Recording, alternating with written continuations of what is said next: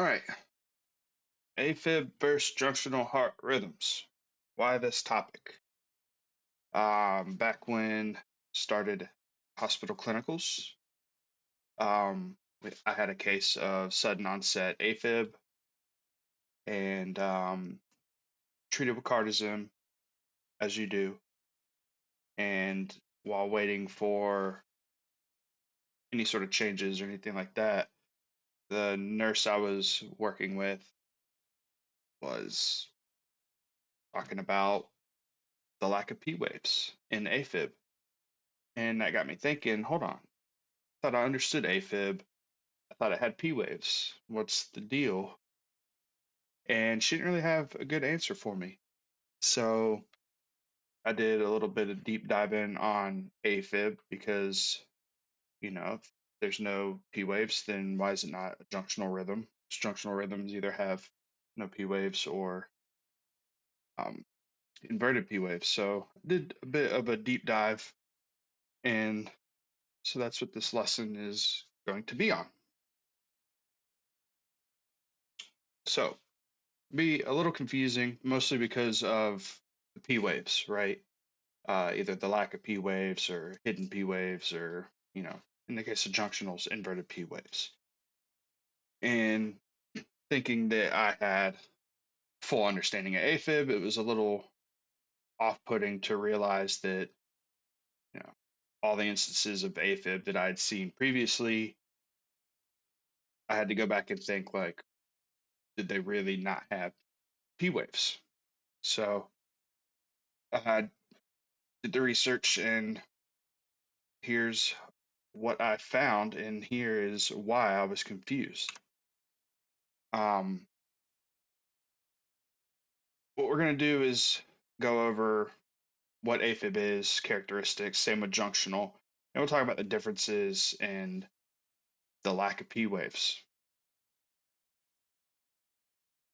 So AFib, as you can see on the image there, for what I always assumed in the way I always looked for AFib was irregular R to R intervals, which you can see in the image there. And one thing I never really thought to look for was the lack of P waves. Now, I had probably assumed at some point that there would be P waves with AFib, and sometimes there are, which you can see in this image here. Occasionally, there's a little bump before the QRS complex that could maybe be a P wave. However, generally overall, there's not really a clear, distinct P wave in front of every single QRS complex. So the R to R interval being irregular makes AFib an irregularly irregular rhythm due to the lack of steady firing in the atria from the SA node. And when you have AFib, the SA node's no longer working correctly, and all the cells within the atria are also firing, causing fibrillation, which is why the isoelectric line on the strip here is not like a clean, smooth, straight line. And then, like I said, the P waves can be lost and or non-existent when looking at AFib. Next, junctional rhythms, um, or junctional escape rhythms, if you prefer. As you can see here, no P waves in the image. The isoelectric line is pretty straight, so we know for a fact there's no hidden P waves. They're just not there, or they are there, they're hidden in the QRS complex. P waves can be inverted with a junctional. And because a junctional rhythm is junctional and a secondary pacemaker, its rate is going to be about 40 to 60 beats per minute. One thing I didn't mention with AFib, generally your AFib rate is going to be high because of all the cells in the atria firing off, causing pretty high rate. I mean, you can see in this strip here, there's a lot of QRS complexes, a lot of firing going on, and that's going to bring the heart rate up. Junctional kind of have the opposite. You're going to see more lower heart rates. Um, generally 60 to 100 is the average person. You're going to see about 40 to 60. You're going to flirt with bradycardia when you see a junctional rhythm. And this is because that AV node is sitting right there at the junction between the atrium and the ventricle, and it's firing a lot more slow than the SA node would. And then unlike AFib, you'll notice too that the R to R interval in the QRS complex is always going to be pretty steady. You're not going to see a whole lot of variation in heart rate there. So next, looking at them side by side, it's hard to think like, can't really get them confused, right? You look at just the R to R interval.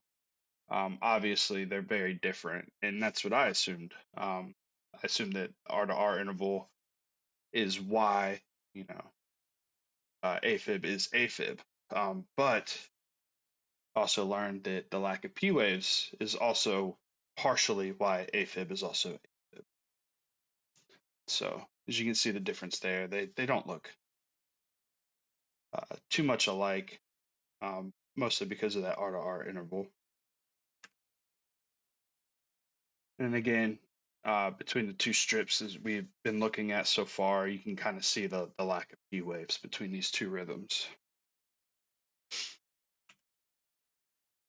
Now, the reason behind the lack of P waves. So as you can see in the images here, this is the cardiac conduction system.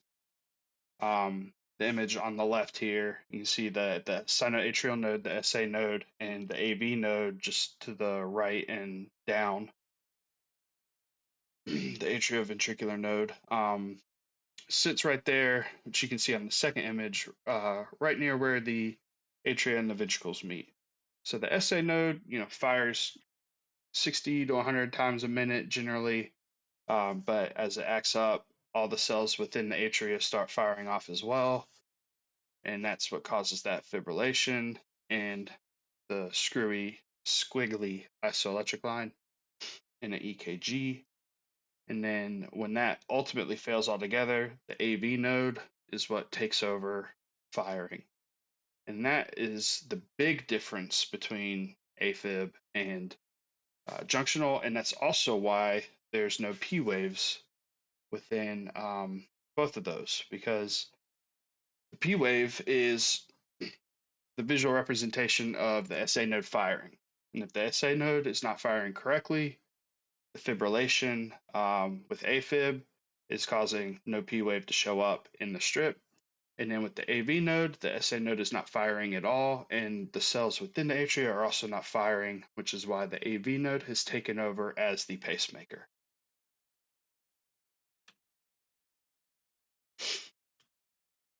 Just like I explained, boom, I made a slide for it and for that one. So the differences, are pretty clear. It's all about where the pacemaker is firing from. That's the big difference, and that's the main thing to look for between a junctional rhythm and AFib. It's in the atria, it's probably going to be AFib, a flutter, something like that. If it's coming from the AV node, it's going to be some sort of junctional rhythm.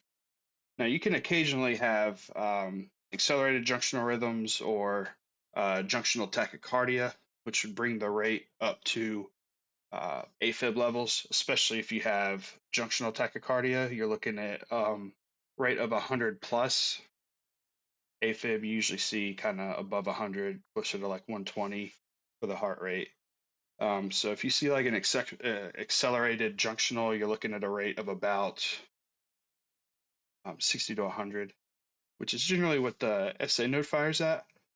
But because the AV node doesn't fire that quickly, that's why it's accelerated. And so one of the big reasons why you can get AFib and junctional confused is if that junctional happens to be a tachy junctional rhythm. And then to add even more confusion, because this is the fun part, you have what's called sick sinus syndrome or tachybrady syndrome. Now, tachybrady is interesting because it looks like AFib. Um, as you can see in the image here, the R to R's, they look a little irregular at first glance, and it's not consistent, right? So with AFib, you get the same inconsistent because the SA node's not firing correctly. What you get with sick sinus or tachybrady is that the SA node is firing, the atria, all the cells within the atria are not, but the SA node is malfunctioning and it is firing at different rates. So you'll see inconsistent heart rates that change rapidly, right? In this one strip here, you see some gaps in the QRS complexes. And so what's happening is you're getting small sections of a more tacky rhythm with sections where the gap between the R to R is wider, and that's like a section of Brady. And the heartbeat is uneven. And like I said, it can look a lot like AFib, but note that there are P waves within tachybrady or sick sinus, whichever you want to call it. As you can see in the image here, each QRS complex is preceded by a P wave. Another thing to note is within each run of either Brady or tachy within the syndrome, the R to R is somewhat regular, which is a big indicator that it's not AFib, along with the regular P waves and the clean isoelectric line. Excuse me. So now also, when looking at something like an accelerated junctional, again, you're not going to have P waves or inverted P waves with junctional. And so if you get something accelerated, it could maybe be a little confusing and look a little bit like tachybrady.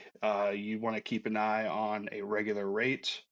If you see a junctional that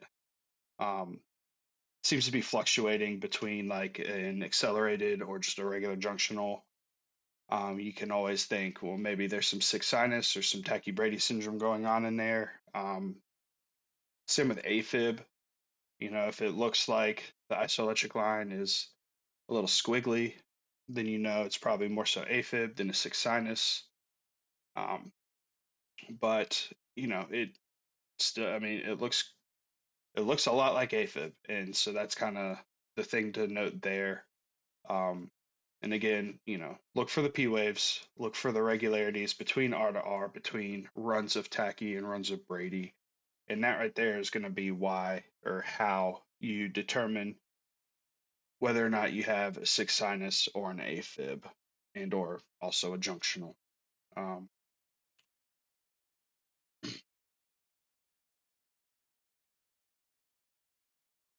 and that's about it for this little mini lesson.